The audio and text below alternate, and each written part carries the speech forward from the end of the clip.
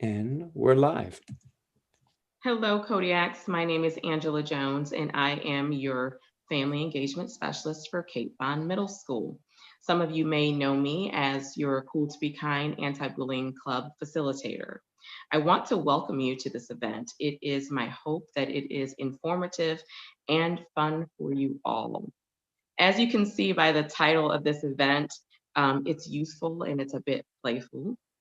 Throwing shade on COVID stress is a clever way for us to encourage you and teach you stress management. Our presenter today is Miss Victoria Jones. She is a staff social worker at the University of Memphis. So let's give Miss Jones our undivided attention and let's go ahead and get started as we welcome Mrs. Jones. Take it away. Thanks so much, Angela. Hi, everyone. I'm so glad you could join us today. I'm going to go ahead and start sharing my PowerPoint for today, throwing shade on COVID stress. I hope everyone can see that okay. Angela, can we see that okay, the Yes, it PowerPoint? Okay, looks great. and it's in presenter mode. Yes. Okay, great. All right, so today we're going to be talking about how to manage our stress amidst the COVID-19 pandemic. So we know that many times in our life, maybe some stress management skills that usually work haven't maybe been working during this pandemic. So the hope is maybe to reframe and change things up a little bit to maybe bring a little bit of humor and also some lower expectations and see some other ways that we can manage our stress because we're all going through a lot right now and we want to be able to find different ways to manage stress throughout all this. So I do have a little bit of humor packed in there, so if you find it funny, great, take a laugh. If my joke doesn't land, please don't hold it against me. All right. Okay, so when we think about throwing shade on stress, I know this is kind of a common term, phrase right now about throwing shade. So sometimes it can be funny, sometimes it can be a way to reframe or do our different thinking. So how we can do that is practicing stress management. So I hope that most of you at least are doing something to manage your stress right now. So maybe if you haven't thought about it lately, think about how are you de-stressing? Because whatever is working, it's doing something for you. So if you find that it is an activity that helps you de-stress, that's great. Keep doing it. But I hope that maybe today you'll find other ways because we also can't always rely on the one skill. If Netflix is your go-to or coloring is your go-to, that's great. But maybe if you're in the middle of class or you are, in the middle of an argument, those activities might not be available for you at that moment. So we have to have a toolkit of other ways to also practice stress management. So I have 10 different steps for throwing shade today. Going from pretty easy, maybe you're already doing it, to maybe something that might take a little bit of effort and practice with it. And those are things that you're not going to necessarily perfect over your lifetime, even throughout middle school and into high school, but it might be something that you do later on and get better at, and that's okay. These are maybe things that you may do now, maybe do later. So the hope is that whatever steps that you do take to managing your stress, they are helpful for you at the time that you need it. All right, so step one, we want to talk about routine. So routine is at the basics of being helpful to manage our stress.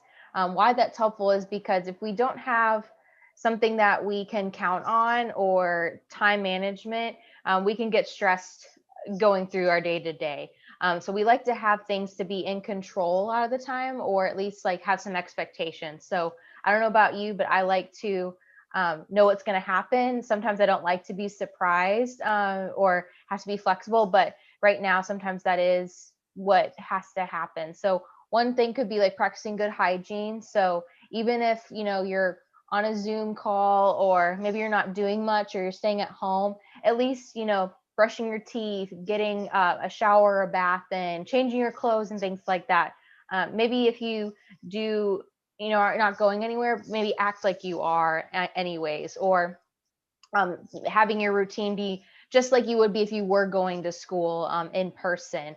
And so if it's, from 8 to 9, what that hour looks like, be doing that same activity that you would normally be doing on a Monday morning to kind of give some consistency as you're going through. I know our breaks are coming up, and sometimes we kind of like to just throw out schedules and have some time to relax. And that's really good too. Like, we don't need to plan every minute of every day. We want to be able to have that time for spontaneity and relaxing, but having something to be consistent to change up the days, just like a hygiene can be. Even our sleep routine is really helpful too. So around the middle school age, you should be getting about 8 to 9 hours of sleep per night, which is really helpful. So if sleep is ever off, that can really affect the rest of your day as well. So making sure that you're getting good sleep, going to bed at a pretty consistent time. Doesn't have to be 10 p.m. or 9 p.m. sharp every week or every day necessarily, but having some kind of consistent sleep routine can definitely help with stress. And again, it's something that we can rely on when there's not maybe things that are going to plan right now. So eating healthy or eating balanced. So I'm not saying go have like a salad for every meal or only do all your vegetables and fruits and things like that, but have some balance in your meals. Make sure you're getting those ideal food groups for sure. And whether that's available to you, and having some balance too, like not, you don't have to cut out all the sweets or anything like that for the holidays, but keep up with some kind of good healthy eating routine, even when you can do a little bit of indulgence when it comes to what's served around the holidays too. So having that for yourself as well. And like I said before, creating that schedule for yourself or adapting your existing schedule can be really helpful too. So step one is always going back to your routine. What does my day-to-day or week look like? And with that, you can't have a routine if you don't have a plan too. So making sure to have that maintenance period. So maybe you start off the month and you plan out your whole month. Well, if I don't go through and like reevaluate and how things are going throughout the month, I'm not going to be able to keep that consistently. So for example, if you get your syllabus in math in September, and then I go through all my assignments and I look at it, but then I never go back to the syllabus and make sure I'm on track, like I'm not going to keep up with that routine either. So there has to be like this thing we call maintenance, to be able to keep those habits going. So that's really important too. So routine is a good platform to start with. All right, so then we're going to go to step 2, being outside. So I know it's getting colder, so definitely don't, if it's really cold out, and health and wellness is, utmost priority, being outside may not be available to you. But if you can, being outside and getting some fresh air and interacting with nature is really ideal. If you've ever seen a brain scan before, or seen people get like an MRI or a CAT scan or anything, there is a spot in your brain that glows a certain color. It's activated is what that means, when people are outside. And there's no other type of activity or interaction that can specifically trigger that like being outside can. And so why that's important is that it's because we're around a lot of material things in our day to day. So being outside and in nature can be really good for us to be interacting with the world around us. And it's a good stress reliever as well, of being outside and being in the fresh air. Now, if you can't, like I said, be outside, or if it's too cold or rainy, having the windows open or having light coming in can be really helpful. Even though maybe the sun's not shining as much, that natural light is really important. It can help stabilize or increase our positive mood. A lot of the times, there's just a weird sciencey thing that happens that when you're out in sunlight, it can boost your mood. So being around that as much as possible is great. And you should probably aim for about 30 minutes a day. So whether that's, having your window open while you're going about your day to day, or having the curtains in, that's great as well. And then walking around when you can too, that kind of goes into exercise a little bit. But being outside is another great way to throw some shade to stress and give you that time to be in the light and in the sunshine as well.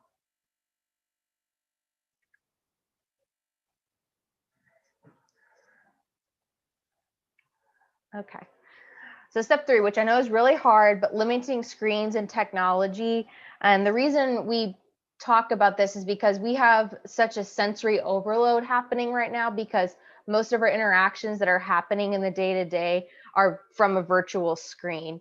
And while that can be helpful for our social side of us, being around that blue light that comes from a laptop or a phone can be really draining on our brain, because we are taking in that information and processing it. And it's not quite the same as being, in the same room as another person. It's a different level that we have to interact with.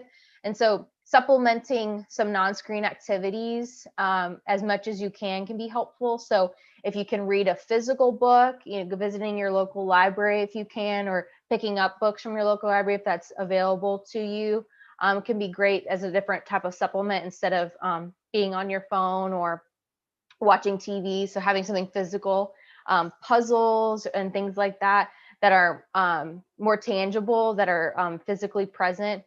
Social distance talking. So if you are able to be with other people, doing it in a safe way. If you are outside your home environment, and that even being with pets, if you have pets, that can be a great way to have a supplemental activity that's not with a screen.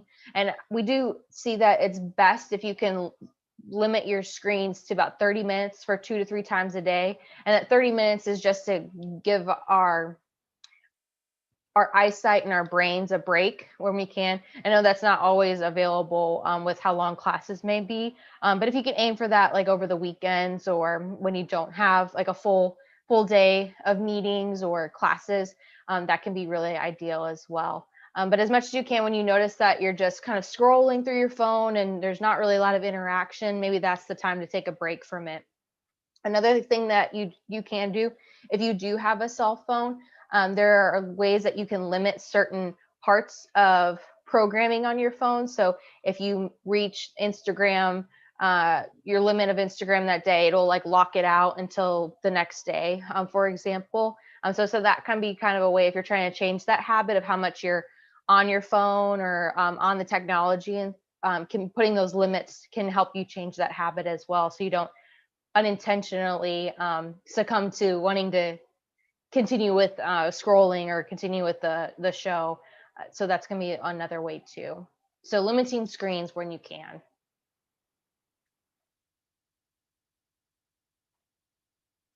All right, and step 4, so acknowledge what you are feeling. So what I mean by this is that a lot of the times we rush through our day-to-day, we don't really notice our feelings as much as we notice what we're thinking, or the actions that we are taking. So we know from the field of psychology that all those thoughts, feelings, and actions are all connected, but everything starts with a feeling majority of the time. If we feel sad, we might have a thought about why we're feeling sad, and then we may take action about what that is that's making us feel sad. So some of the times, if you are having an emotion or are able to notice the emotion, notice what is going on and naming that feeling. So why might I be feeling what I am feeling? If I think about if my internet goes out, for example, and I become really frustrated about it, well, I might be feeling that because I have things that I need to do and it's impacting, me getting my schoolwork done or whatnot. Now, if I can do anything about it, then yeah, I can take that action. But if it's outside of my control, or I've done all of the steps to be able to address that feeling, then notice that that negative feeling is temporary and it eventually will dissipate and go away. And then try to supplement it with something that's more positive to be able to distract or self-soothe or do something else that can make you feel a little bit better if you know that you can't do anything right now. Because that's the most frustrating part, when we have these feelings and we don't know what to do with them. And sometimes it takes a little bit of practice of going through, why am I feeling like this, and becoming a little bit more in tune with what is going on in our mind can be really helpful too. So taking space for your feelings can be really helpful in this time as well, because sometimes there's not really much we can do except just notice that we're feeling this way, and there's a reason we're feeling this way, and it's makes sense and it's valid.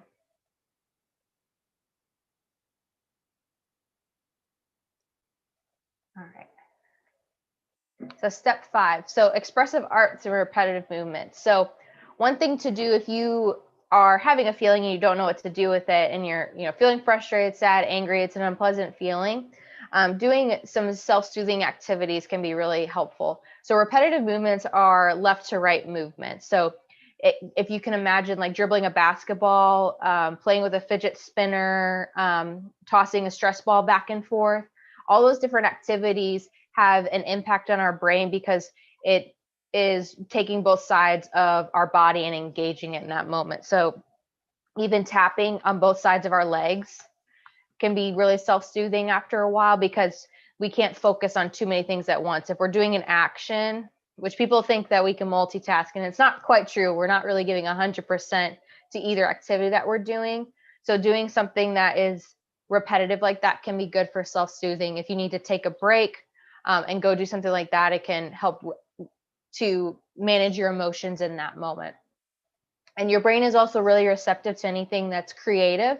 So that can be drawing, that can be listening to music, dancing, singing, cooking or baking, molding things. So Play-Doh, clay, even just like different types of texture and or building things up. So it could be Jenga blocks, it can be a house of cards, but doing something that's structured like that all fall into that creative category. And sometimes we don't always engage in that or don't think that maybe the activity that we're doing is creative, but it really is. If you are making something and or writing something, that all goes under creative. So sometimes just having that can be a really good emotional release, especially when you don't know what to do with the feeling. Sometimes just going to write about it until something comes up, or coloring back and forth what that feeling feels like, can be helpful to maybe bring you a little bit of an answer of why you're feeling like that, or at least have a release. Maybe you don't know why you're feeling like that, but at least I can do something. So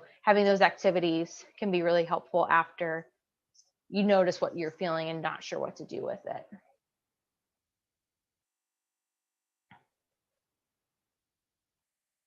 All right. All right, so step 6. So connecting with loved ones and support system. So I know that's hard right now, and I know sometimes being on Zoom all day can be exhausting, but connecting some way with people that you care about or your friends. So I know that there's a lot of different platforms out there. I know Zoom had an expansion over the holiday, Thanksgiving holiday, for people to have longer time on Zoom if you don't have a full Zoom account, which they may around the winter holidays as well. So I would look out for that. If you're able to FaceTime or have a Facebook account, they have FaceTime apps on there as well if you don't have a Zoom account. The Netflix Party app is pretty cool. So if you are going to watch a show, you can watch it in real time with someone else, and it will pause and play at the same time. So you're not necessarily talking or seeing the person you're watching it with, but you can watch the movie at the same time, and you don't have to worry about like listening for them to pause it when you are, if you're not there together. And then the House Party app is another like virtual Zoom kind of app as well, to be able to see people and talk with them face to face if you don't have FaceTime on the iPhone or a Facebook account or something like that. But also, besides just doing that, writing letters can be really helpful too. So the mail is a nice way to, send a card and interact that way. If you have people in your life that you're not super close with or around right now, instead of just, waiting on the text or waiting on the call, sometimes writing letters can be helpful. This can also be for like classmates or teammates or other people in your life that maybe you don't get to see very often. Writing letters about how you feel about that can be helpful. And it's just nice to get things in the mail. Sometimes you don't know what's going to be said, so it can be a nice way to give back and hope that that interaction continues.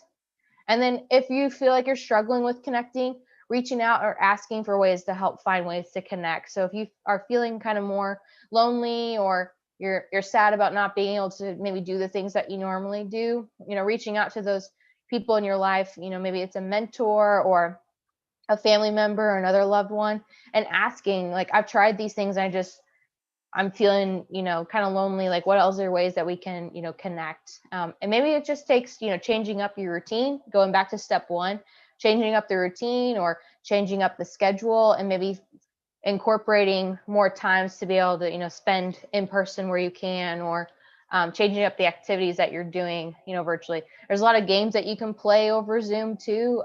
If you've seen the Jackbox games that you can play with your phone, but you can stream it from your laptop. That's a way to interact and have fun. So you're not just like sitting talking on the computer, but finding ways to, have enjoyment as well. If you're not able to be with people in person too. So connecting is another great way as a building block of these steps to throwing shade. Okay. All right, so step 7, practicing gratitude. So one thing I want everyone to think about before we get into this is, what is something that you are grateful for right now? And I hope that maybe if you celebrate Thanksgiving, you were able to, reflect on that. I know it's been a really hard year for many, and maybe a little bit more for others, but I hope that there's something that you can find that you're grateful for. And this is something that is easy for everyone to do, because if you really think about it, there's always going to be something that you can think about that can ground you, which means like bring you back to right now, the here and now, of what you are grateful for or happy that you have in your life. So the reason that practicing gratitude is important is that it can create a more positive mood and positive thoughts overall in your life. So the more people, it's a kind of a cliche, but if you're more positive, you're going to have more positive things around you. That comes from being grateful and practicing gratitude. So maybe I'm going through a lot, or I'm working, through, some stress or whatnot. If I'm able to practice gratitude, I'm more likely to see some kind of positive or be able to make the most out of a difficult situation, and I won't stay in the negative that long. So it changes my brain a little bit, because, sometimes, I don't know if you've ever noticed, like if you're in a bad mood, you're just going to notice that most things that people do around you, you're going to interpret or think that they're also in a bad mood, or think it's affecting you more than maybe, and it's really not about you. They're upset about something else, but you're in a bad mood already, so you feel like it has to be something that you did or whatnot. So the more that you're practicing gratitude, the more you'll be able to think more positively, and those negative thoughts will kind of begin to subside. There's a lot of research that's been done in the field of psychology about this, and it's easy to do. So I always like to tell, especially my clients like that maybe are struggling with that, and to make it a routine, is to pair it with something that you do every day that's easy. So like maybe when I first wake up in the morning, I think automatically, what's something I'm grateful for? Or when I'm first going to bed, something I'm grateful for? Or even if it's something like brushing your teeth, where there's not really much you could do besides brushing your teeth, like can't really be on your phone, like it's just not going to really work out. But take that time to pair it with something that's easy for you, or writing them all down in a journalist can also be helpful. So if you haven't thought of something yet, I hope that throughout this you can reflect on a couple of things that you're grateful for today, and then see about how you can incorporate that into your schedule, so you can start doing that a little bit more. And you'll see the effects later on. As the more you do it, you're going to see that it's going to be easier for you to think of things that you're grateful for, and you're going to notice that you're just going to feel a lot better most times of the day. And when stress does come up, you're going to be able to handle it and not like avoid it or fight it. And you're going to say, okay, like I'm going to try to figure out the stress instead of, getting upset about it or angry about it. And it's just a different way to think through things as well.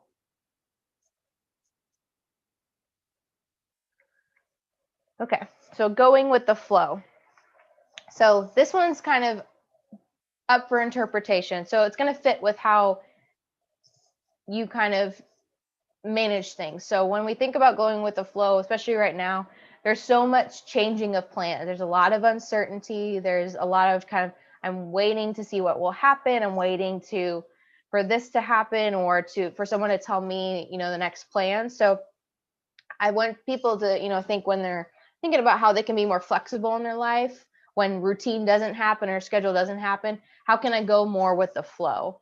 And so when I think about when a plan changes, when have you been okay in the past when things didn't go as planned? How did I react to that? And how did it go? Because maybe it ended up being okay. Or was there a time in your life when you were going through steps? So maybe like a math test. Like I didn't realize I was going to have a math test today.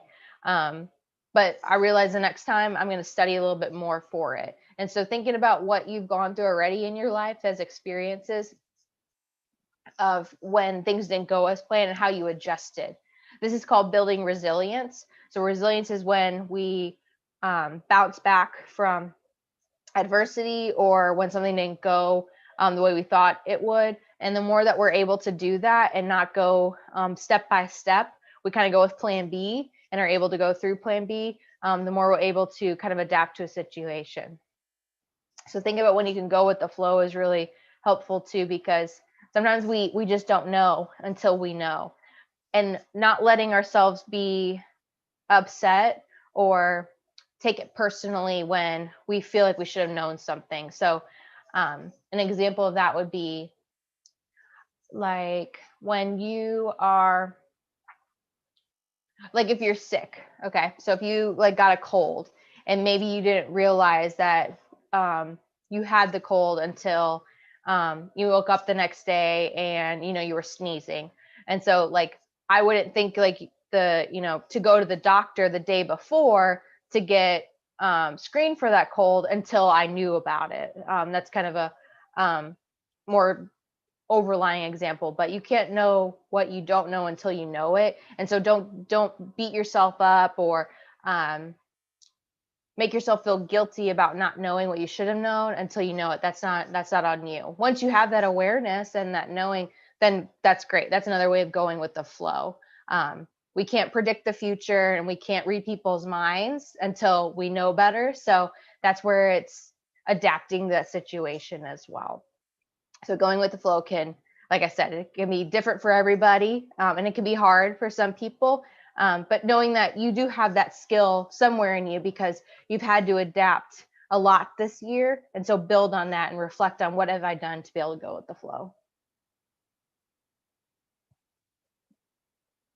Okay. All right, step 9. So develop a self-care toolkit. So I really like talking about the senses. One reason is because it's the thing that we've been doing the longest. So how we learned from infancy all the way till we finally had formal language was through our senses.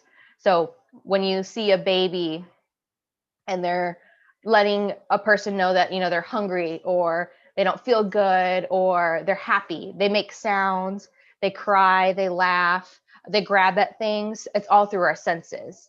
And so that's the thing that we've been doing the longest. And so sometimes when we can't figure out what kind of feeling we're having, sometimes going back to those sensory things can be really helpful, because the thing that like I said, we've been doing the longest. So one thing that you can do for that little self-care toolkit is you can make like a pouch for it, a little backpack, a basket of, having somewhere in your home or in your bedroom or somewhere where you can know, like when I'm feeling overwhelmed or I'm feeling angry, I can go to my self-care toolbox, toolkit, basket, and I have things ready and in place to help me feel better. So maybe it's for sight. It could be like a pretty, a picture that you like, or, something that, gives you enjoyment, like an array of colors or something like that. So something that's pleasant to look at can be helpful. Smells that you enjoy.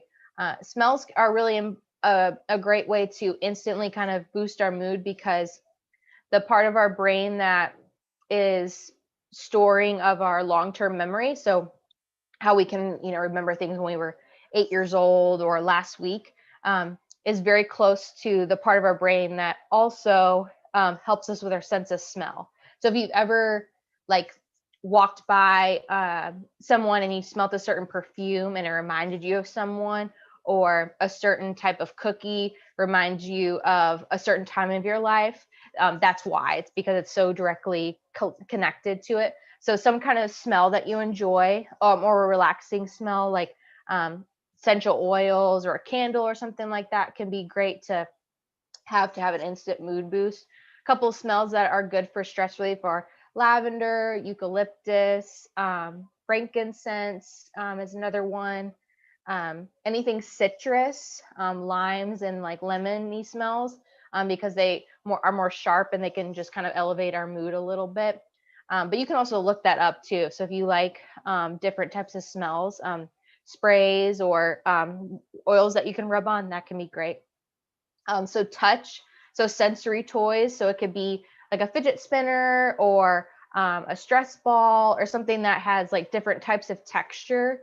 I've seen a lot of different ones out there. So just kind of figure out what works for you. If it can fit in your hand, that's even better because it can kind of go back and forth, and it's a way to give a little bit of pressure off, and you can see like what's going on with the motion. But even like a soft blanket that you like, or an article of clothing that is helpful or is meaningful to you, or you like to wear, that can be a good sensory one as well.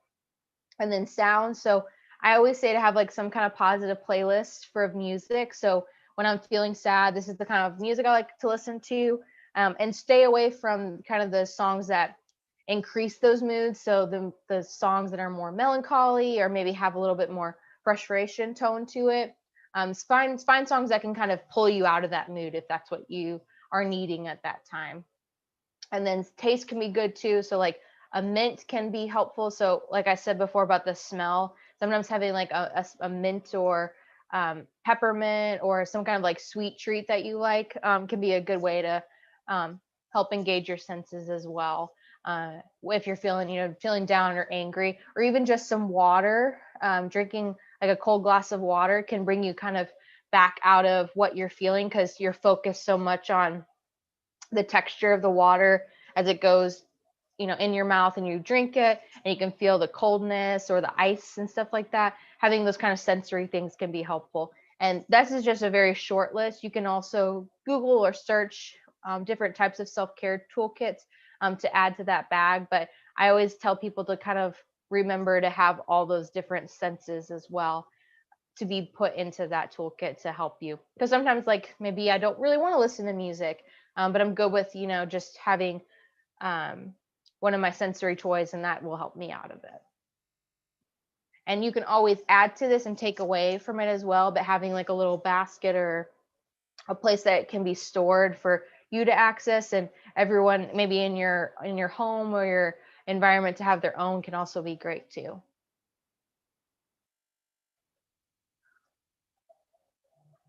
All right, so our last step that we're also going to guide you through is mindfulness. So it's about practicing being in the now. So I'm not focused on the future, I'm not focused on the past, and I'm not judging anything either. A lot of the times we struggle to be right here because everything in our life is kind of about what's going to happen next, or changing things from the past, or worrying about things. And mindfulness is a good way to just notice what's going on and trying to quiet your mind.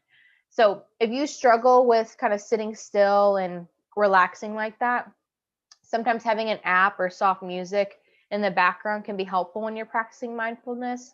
I have some apps I'll recommend after this slide that can be helpful if you need that. And there's plenty of YouTube channels out there of just having, if you like, a soft violin or rain or a thunderstorm in the back as you're practicing, just sitting and being with your thoughts, that can be great.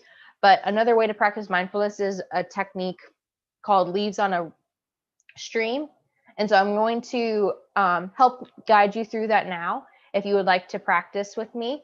It's really simple and easy. So if you are ready and would like to just come along this journey with me, you can relax in your seat, lay down if you would like to, and just follow the prompts that I'm going to give you. So I'd like you to take a second and get settled in your seat and notice what it feels like on the chair or the couch or wherever you're sitting at. And I want you just to start noticing your breath for a moment. I want you to notice how it feels going in and out your body. And I just want you to begin deepening and lengthening the breath. So maybe when you inhale, do it for a little bit longer. And when you take an out breath, breathe it out a little bit more. And just follow along with that, and breathing in and breathing out. And just notice what that feels like, taking it slow for a second and being here and being now. And I want you to, if you feel comfortable, close your eyes or focus your gaze on a spot on the wall as you go through this practice. And I want you to imagine that you are walking along a forest, and it's in the middle of the fall, and the trees are orange and red and yellow, and the leaves are beginning to fall around you.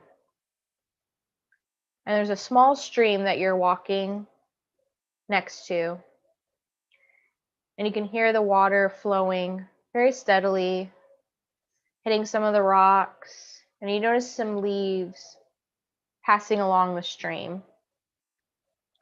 And as you're walking, I want you to notice a particular tree. It's very full, has many of its leaves still on its branches.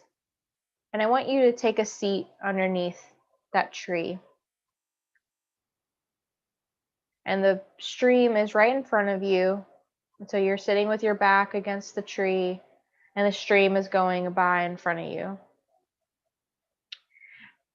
And I want you to begin to check in with your breathing, and notice as you're breathing that the leaves are beginning to fall from this tree into the stream. And as you're sitting there, I want you to begin to place thoughts that you are having onto the leaves. So it can be the words that you're experiencing, it can be a feeling, it can be multiple sentences. But as you notice them coming up, I want you to just gently place them on the leaves and let them flow by and out of your sight. And that stream just goes on and takes those thoughts with them. And you may begin to drift your attention. And when you notice that, just bring it back to the present and begin placing those thoughts again on those leaves. And not giving any more attention or less attention to any specific thoughts. You're just breathing and noticing, being fully present right now. And the leaves continue to fall, and the thoughts may come and they may not come. And you may notice your mind will clear, and then the thoughts will rush back. And that's okay. This is your practice. This is what is normal and real for you. And whenever you feel ready, or the thoughts begin to lessen, I want you to place a final thought of what you're feeling right now, or what you've taken from today's practice that was helpful, and place that also on a leaf and let it fall into the stream, and watch it gently flow by, on and out of sight. And whenever you feel ready, I want you to take one last deep breath in, and breathe it out, and then begin coming back to the present, opening your eyes, refocus your gaze, stretch it out a little bit, move your shoulders and your neck, and be right here. So that's called Leaves on a Stream. It's a really easy practice to do. So that's just a very small snippet of it, of what you can do on your own. It could be really helpful. Just you can use other things like a dandelion. As you're blowing the dandelion, you can place a thought on the dandelion roots that are going by, or whatever makes sense to you. But leaves are just, the one that I like to use. It's easy to kind of replicate. Everyone has seen a tree like that. So like I said, there's other ways to practice mindfulness as well. If you have a Fitbit by chance, there's a whole section on mindfulness now on the Fitbit app. But there's other, YouTube or free apps that I will also, talk about in a second. But that's mindfulness. It's just being here in the present moment. It's not necessarily meditating, but it can have some elements of meditation, but it's just being in the here and now. And why it's helpful is because it's recentering us to right now, because all the time that we're spending on the future and the past, we don't get to be always in the present moment. So can also be paired with something like when you first wake up, doing a little bit of mindfulness and gratitude, when you're brushing your teeth, or doing something that you normally do. If you're going for a walk, practicing mindfulness, pair it with something that's easy for you to remember, so you can practice doing that and being in the here and now. So that is all my steps. Like I said, there are a lot of self-care apps out there right now. Headspace is a great one. It is a really great researched app too.